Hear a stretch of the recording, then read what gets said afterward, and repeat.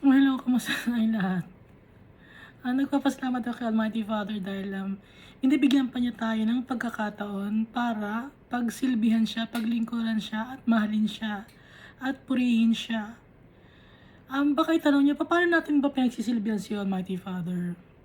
Sa araw-araw, pag may nakikilala tayong mga tao or yung mga kaibigan ninyo, nakikinig kayo, yun, pag pinakikinggan nyo lang yung kanilang mga problema, pero hindi nyo ipagkakalat na ninyo chichismis. At kung maayos ang trato nyo sa kaibigan nyo, pinaglilingkuran na natin si Almighty Father noon um, dahil lang sa pakikinig mo sa kaibigan mo, na-alleviate na yung pain ng kaibigan mo or ng kakilala mo or ng tao. Dahil lang sa ganon, napaglilingkuran natin si Almighty Father. At kung maayos tayong makitungo sa mga tao na hindi natin nakakilala, pinaglilingkuran din natin si Almighty Father noon. Dahil ipinapakita natin yung ilaw natin sa mga tao. Dahil follower tayo ni Christ. Anak tayo ni Almighty Father. At kung nag-share tayo ng salita ng Diyos, pinaglilingkuran din natin si Almighty Father noon. At kung nagluluto tayo para sa mga naglilingkod kay Almighty Father, pinaglilingkuran na natin si Almighty Father. Yung pagluluto lang, no? Nagluluto ka para sa mga brethren mo. Pinaglilingkuran na natin si Almighty Father, no? Na hindi tayo humingi ng kapalit. Dahil alam natin na si Almighty Father ang magre-reward sa atin. Napansin niyo na hindi na ako gumagamit ng vanity lights. Kasi nasasakit yung mata ko. Matanda na kasi ako. hindi na kaya ng mata ko yung vanity light. Ang ginagamit ko na lang, itong ilaw na lang sa laptop. Kaya ganitong itsura ko.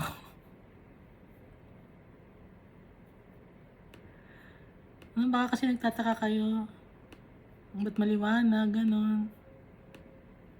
Tsaka yung nga pala yun, binanggit ko sa inyo, no? Yung gagamit tayo para pumuti yung mukha natin. Pero isama natin yung leg natin, pag gagamit tayo. Pero hindi to beauty tip. Magbabasa tayo ng Bible. Basahin natin yung John chapter 2. Kasi last time, Matthew chapter 6 tayo. Punta muna tayo sa John chapter 2. Sa Gospel ni John or yung accounts na sinulat ni John the Evangelist or John the Beloved.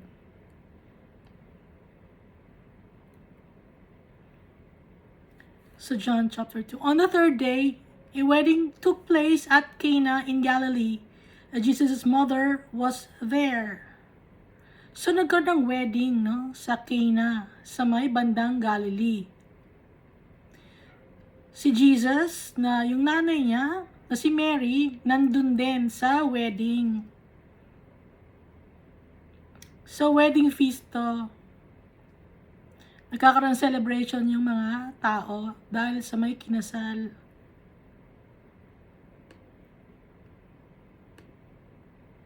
And Jesus and his disciples had also been invited to the wedding. No? Invited din yung mga disciples or followers ni Jesus Christ or yung mga students niya at saka si Jesus invited din. When the wine was gone, Jesus' mother said to him, "They have no more wine." So sinabi ni Mary kay Jesus, wala na silang alak. Ang sagot ni Jesus, "Woman, why do you involve me? Bakit mo ako sinasali?" Jesus replied, "My hour has not yet come." So, babae, bakit mo ako sinasali? Pag sinabing woman, hindi naman sa dinidisrespect niya si Mary, no? Hindi yung disrespect yon. Kundi ina-address lang niya, "Woman, why do you involve me? Bakit mo ako sinasali? Hindi pa dumarating ang oras ko." Ibig sabihin yung oras ng kanyang paggagawa ng miracle.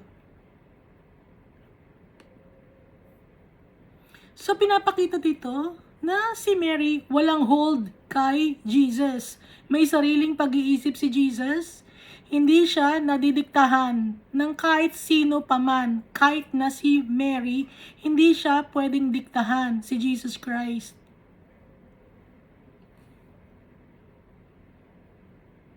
So ngayon alam na natin na hindi nadidiktahan si Jesus Christ kahit na ni Mary. Dahil si Mary surrogate mother niya. Alam ni Jesus Christ yun. His mother said to the servants, "Do whatever he tells you." So sinabi ni Mary sa mga servant, gawin ninyo ang ipag-uutas niya.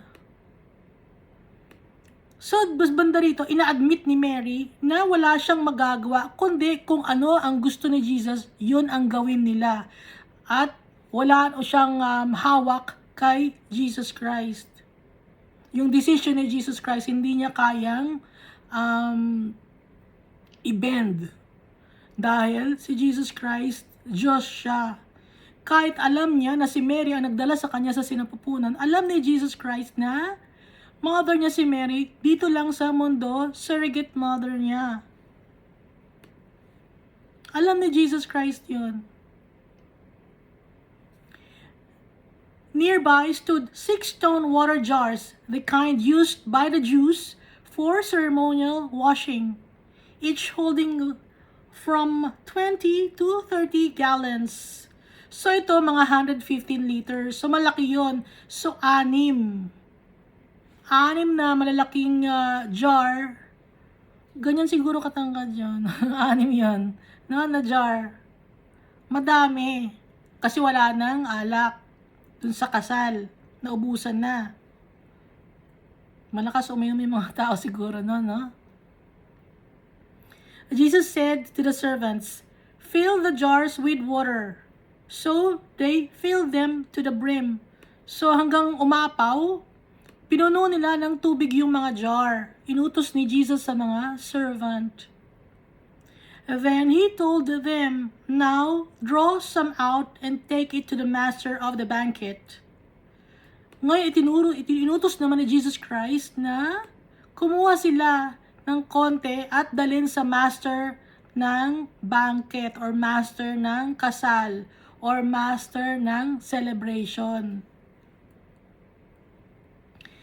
They did so, and the master of the banquet tasted the water that had been turned into wine.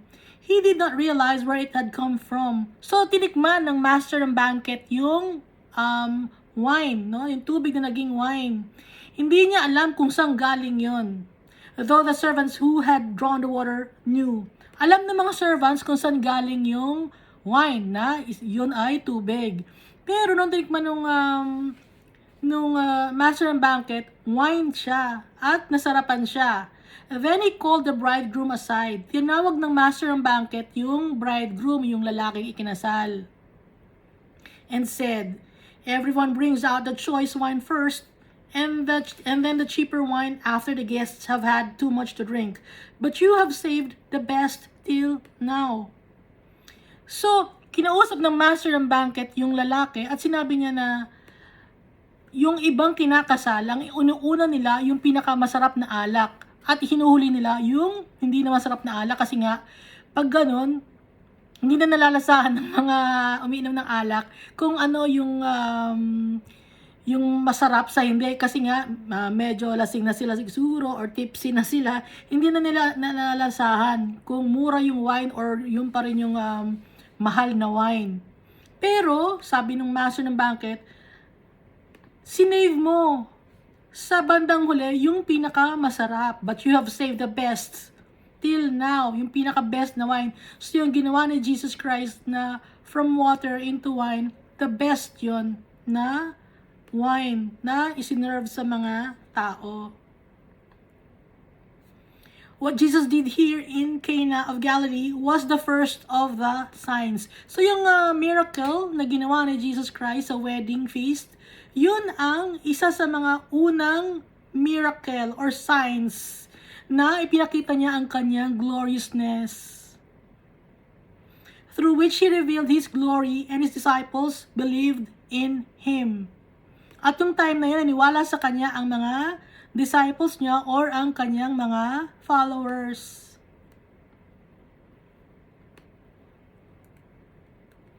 So nakita natin dito, no?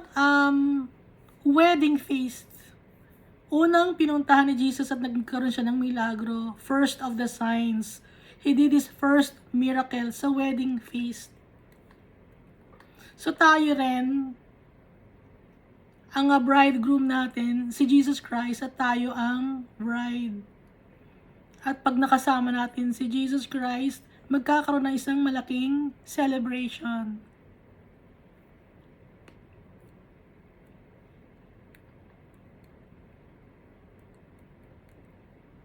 After this, he went down to Capernaum, and his mother and brothers and disciples, there they stayed for a few days. So binanggit dito na after nung kanyang miracle, tapos na yung kasal, nagpunta sila sa Capernaum, tapos kasama ang kanyang mother, si Mary, yung kanyang mga kapatid, at yung kanyang mga disciples or followers.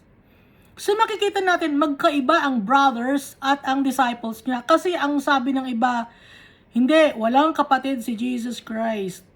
Walang anak si Mary na iba, kundi si Jesus. Merong anak si Mary na iba. Kasi na-consummate yung kasal ni Joseph at ni Mary after nang ipanganak si Jesus Christ. Doon na na-consummate ang kasal ni Joseph at saka ni Mary. Kaya nagkaroon sila ng mga anak. Kaya nga, binanggit dito, brothers and his disciples. So magkaiba yung brothers at yung mga disciples. Kasi sinasabi ng iba, no? Hindi, tawag niya sa mga disciples niya, mga brothers niya, tawag niya sa mga followers niya, brothers niya. Hindi. Binanggit nga rito isa-isa, with his mother and brothers and his disciples. There, they stayed for a few days sa Capernaum. Nagkakaintindihan tayo, no? Ako lang yan nakakaintindihan. Pag tinatanong ko naman nanay ko, nakikinig ba yung nanay ko? Tinatanong ko, hindi ko naman siya sumasagot. Hindi sumasagot ng maayos, malabo kausap.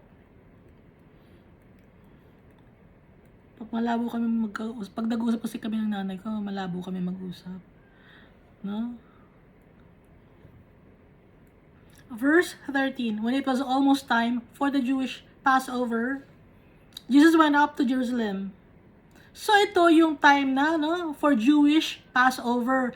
Natatandaan naman natin yung Jewish Passover, yun yung time na nung si Moses, inutusan ni Almighty Father si Moses na sabihin sa mga tao na maglagay ng blood ng lamb sa kanilang mga pinto para i-pass over sila ng angel of death. Hindi sila galawin ng angel of death. Natatandaan niyo ba yon nung nasa Egypt pa sila?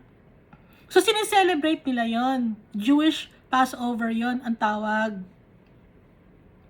Na bago sila umalis ng Egypt, namatay yung mga firstborn son ng mga Egyptians.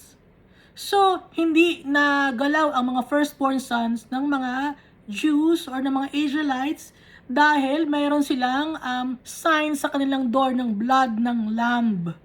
Yun yung tinatawag na Passover. At kung matatandaan natin, si Jesus Christ, nag-held siya ng Last Supper nung time din ng feast ng Passover. So, yung natin, no, i-compare natin yung blood ng lamb na ipinadala, na pinalagay ni Almighty Father sa mga pinto ng mga Jews para hindi mamatay yung mga firstborn sons ng mga Israelites. So, blood ng lamb yun. Ngayon, tayo naman, dahil nasa atin ang blood ni Jesus Christ na dumanak sa cross ng Calvary, hindi na rin tayo mamamatay pag nagtitiwala tayo kay Jesus Christ. Kasi si Jesus Christ, may significant yung pagkakalagay ng dugo ng lamb sa pinto nung time ng mga Israelites na nasa Egypt sila. Naiintindihan niyo ba? So, kaya nung time naman ni Jesus Christ, Yung blood ni Jesus Christ, precious siya. Precious yung blood ni Jesus Christ. Hindi tayo mamamatay kung magtitiwala tayo kay Jesus Christ sa kanyang blood na dumanak sa cross in Calvary. So yung time na nangyari yung Passover nung sa Old Testament, halos same din ng time na nangyari nung ipako si Jesus Christ on the cross. So yung sacrifice noon, lamb, itong sa New Covenant na, ang sacrifice si Jesus Christ. All in one si Jesus Christ, siya ng high priest natin, siya ng sacrifice natin, siya ang naging sacrifice to the Almighty Father, siya pa ang naglinis ng kasalanan natin, siya pa ang nagre-redeem natin, redeemer natin, savior natin, lahat-lahat si Jesus Christ na. Kaya na kay Jesus Christ ibinigay ni Almighty Father ang authority and power to judge people at the last days. Nasa book of Revelation.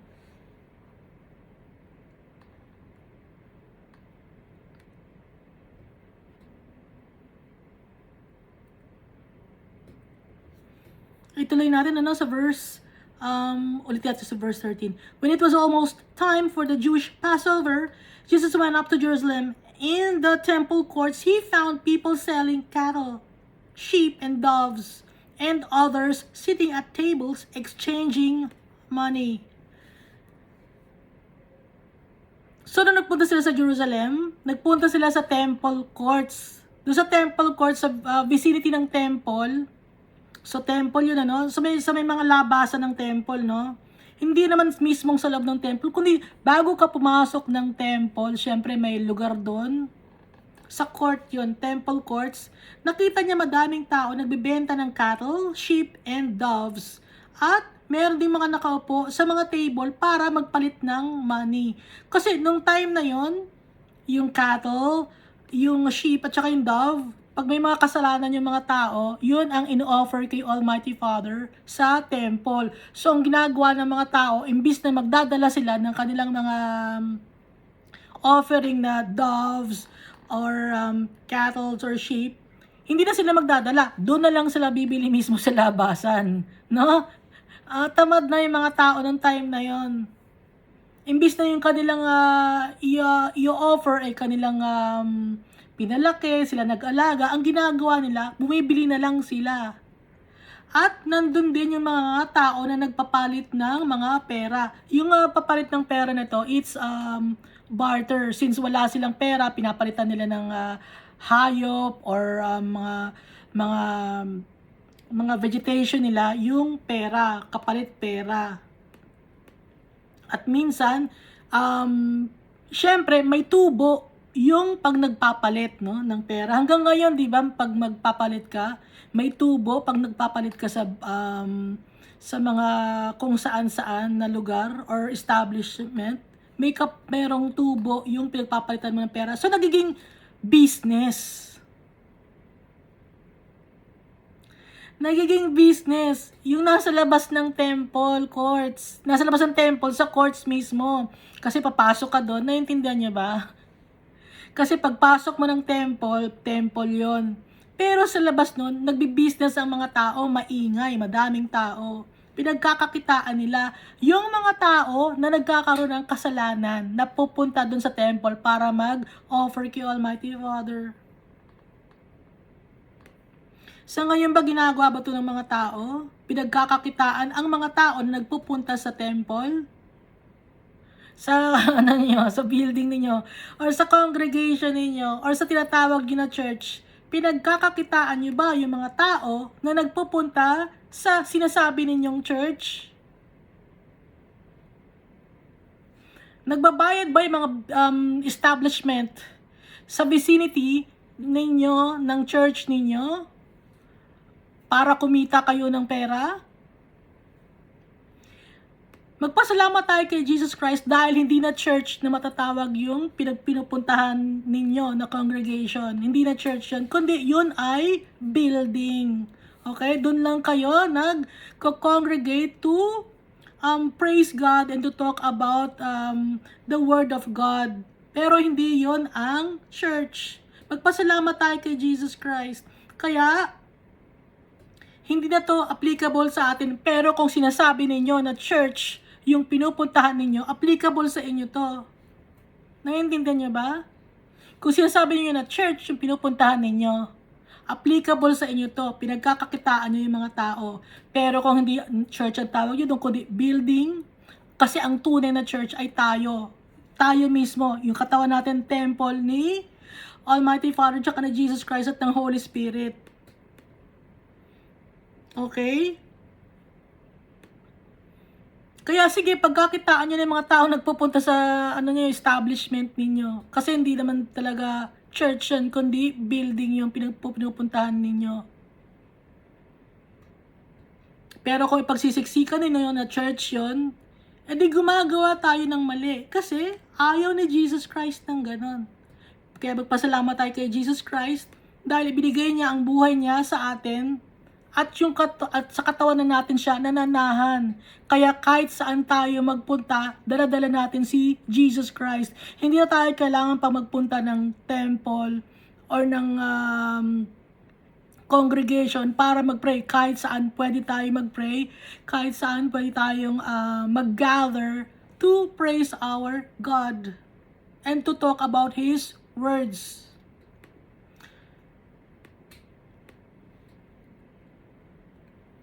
So verse 15, so he made a whip out of cords and drove all from the temple courts, both sheep and cattle. He scattered the coins of the money changers and overturned their tables. So kumuha siya ng cord, no? Ginawa niyang whip. Ano ba yung whip? Pinamalo niya. Pinaalis niya lahat ng mga animals. Hindi niya pinalo yung mga tao, kundi yung mga animals. Pinapaalis niya yung pinapakalat niya yung sheep tsaka yung cattle. Tapos yung mga table ng mga money changers ibinaliktad niya.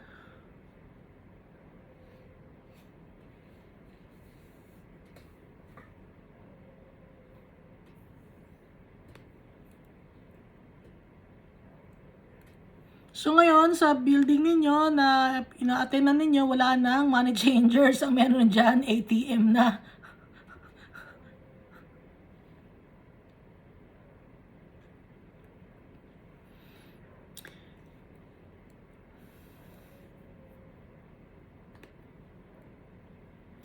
To those who sold doves, he said, get this out of here. Stop turning my father's house into a market. Sabi niya sa magtitinda ng mga dove. Tanggalin niyo dito yung mga, mga ibon, itong mga dove na to. Tigilan ninyong gawing market yung bahay ng tatay ko. Masama ang loob ni Jesus Christ. Kasi binastos ng mga tao ang bahay ni Almighty Father dito sa temple. Kasi, nung time na to, temple to. Importante to, nung time na to, yung building kasi, ito yung tinatawag na church, no? Na temple, kung saan bumababa ang Holy Spirit. Kaya masama ang loob ni Jesus Christ. Pero, ituloy natin muna. His disciples remembered that it is written, zeal for your house will consume me. So, naalala ng mga disciples yung prophecy na nakasulat sa Psalm chapter 69 verse 9. Sobrang mahal na mahal ni Jesus Christ at malaki ang respeto ni Jesus Christ kay Almighty Father. Kaya tayo dapat mahalin din natin yung tatay natin at bigyan natin siya ng respeto. Dahil siya ang creator natin. Huwag natin siyang baliwalain. Huwag natin siyang bastusin. Huwag natin siyang pagmukhain mukhang pera. Dahil hindi mukhang pera ang tatay natin, si Almighty Father.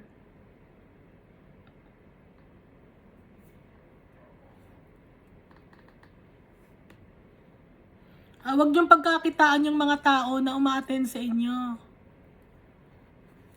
Magagalit si Almighty Father, si Jesus Christ.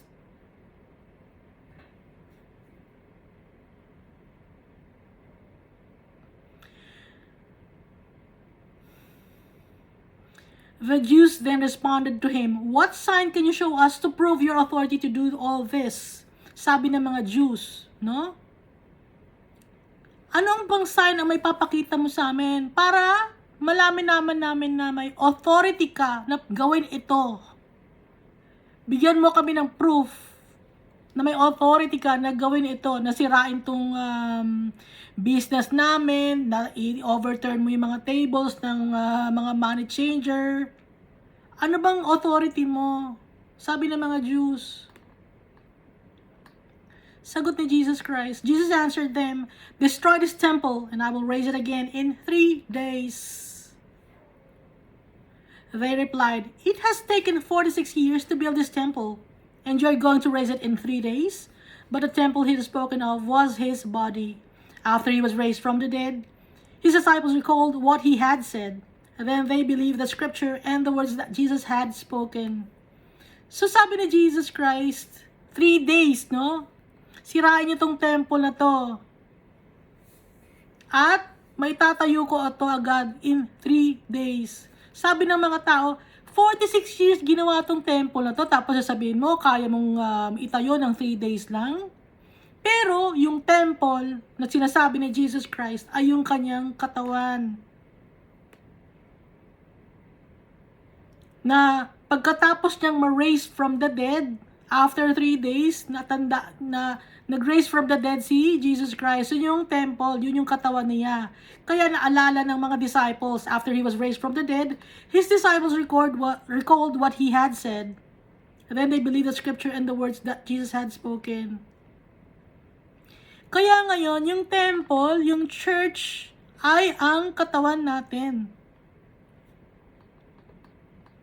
Dahil sa atin, nakatira ang Holy Spirit sa puso natin. Hindi sa building, hindi sa maliit na box na gawa sa ginto. Hindi natin mailalagay ang ating Diyos sa isang box na gawa sa ginto. Gawa ng tao, hindi. It's blasphemy. We're mocking our God. Pag sinasabi natin, nandyan ang Holy Spirit sa isang box ng ginto. Hindi ganon. Ayaw ni Almighty Father ng ganon. Ayaw ni Jesus ng ganon. Si Jesus Christ ang ninirahan sa puso natin. Tayo ang church. Pag nagsasama-sama tayo na mga Christian, mga followers niya.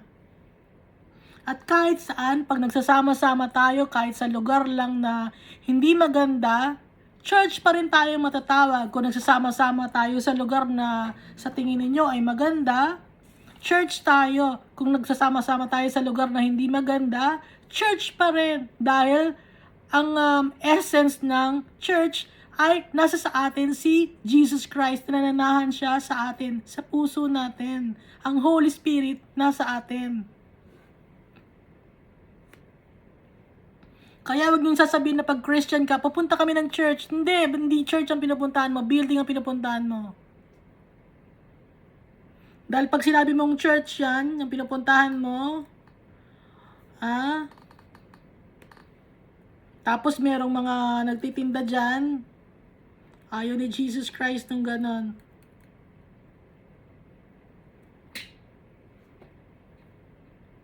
Kaya tayo ang church.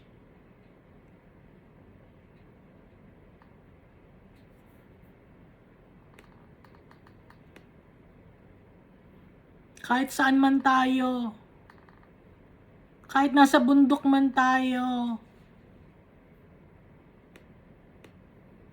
nasa sa puso natin si Jesus Christ. Kasama natin ang Holy Spirit at saka yung tatay natin.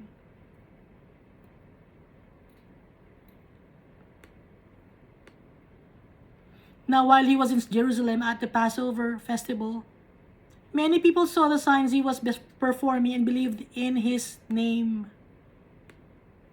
So maraming signs and wonders na napaperform si Jesus Christ at maraming naniwala sa Kanya. Nung nasa Jerusalem siya, nung Passover festival or Passover feast, Passover celebration, maraming miracle na ginawa si Jesus Christ. Yung lahat ng miracle na ginawa ni Jesus Christ, hindi kasya sa Bible. Napakadami. So ito mga nababanggit lang is yung personal accounts ng mga tao. At yung na-research ni Luke.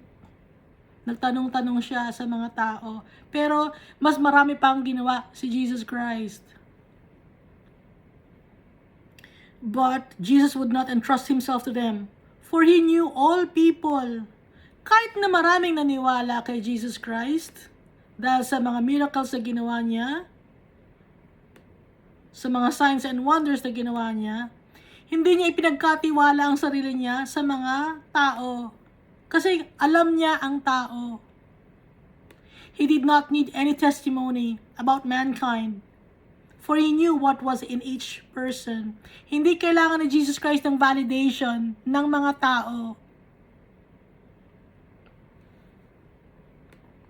Dahil kilala niya ang tao, kilala niya tayo, kilala niya ang pagkatao natin ni Jesus Christ. Alam ni Jesus Christ kung anong nasa atin, nasa puso natin, at nasa isip natin. Makasalanan tayo, paiba-iba tayo ng isip.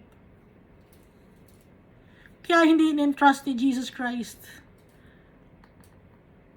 ang sarili niya sa mga tao. Nagtiwala siya kay Almighty Father. Kung ano ang sabihin ni Almighty Father. Yun ang pinagtitiwalaan ni Jesus Christ. Hindi kailangan ni Jesus Christ ng validation.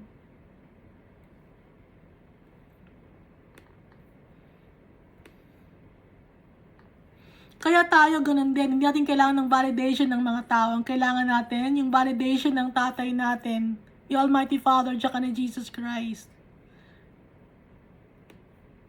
Dahil minsan, may tao kang mapiplease, no? Mapapasaya mo yung tao. Minsan naman, pag may nasabi ka lang na hindi maganda o hindi tama sa pandinig nila, aayawan ka na nila or maiinis na sila sa'yo. Kasi hindi nila gusto yung mga naririnig nila.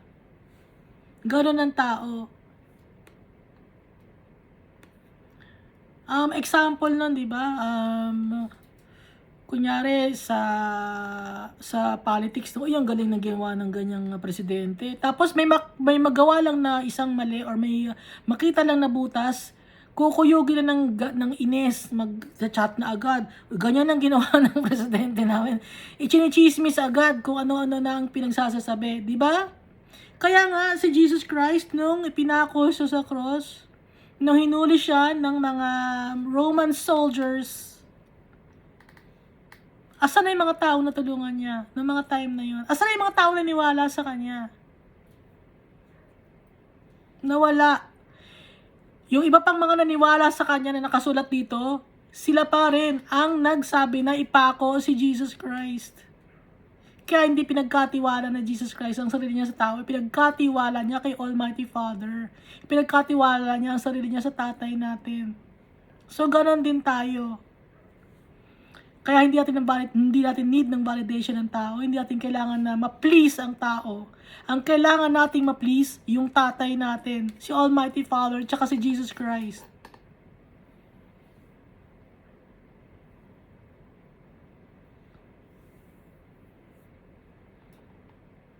Ginawa niyang lahat ito dahil sa pagmamahal niya sa atin. Kahit na hindi niya tayo pinagtitiwalaan, mahal niya tayo. At mahal niya si Almighty Father. Nagtitiwala siya kay Almighty Father. Ganun si Jesus Christ. Napakabait.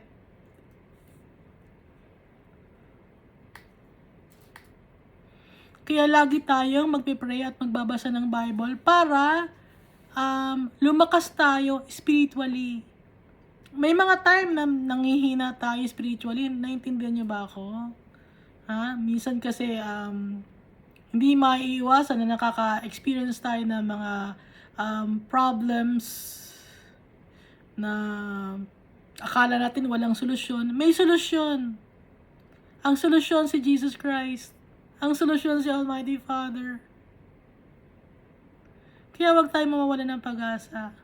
Mahal na mahal tayo ng tatay natin.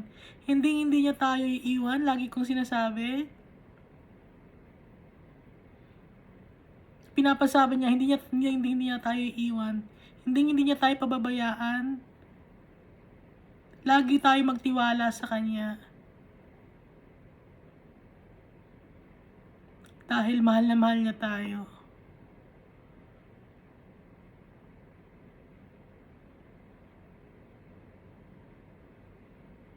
Si Jesus Christ din, mahal na mahal niya tayo. Kahit na mahirap yung pinagdaanan niya, binigay niya ang buhay niya para sa atin. Kaya tayo, kaya rin natin yung ginawa ni Jesus dahil binigyan tayo ni Jesus ng pag-asa. Binigyan tayo ng hope. May hope na tayo for the future. Ang hope natin si Jesus Christ na napagwagian ang mundo na to. Kaya papagwawagian din natin ang mundo na to. God loves us all so much.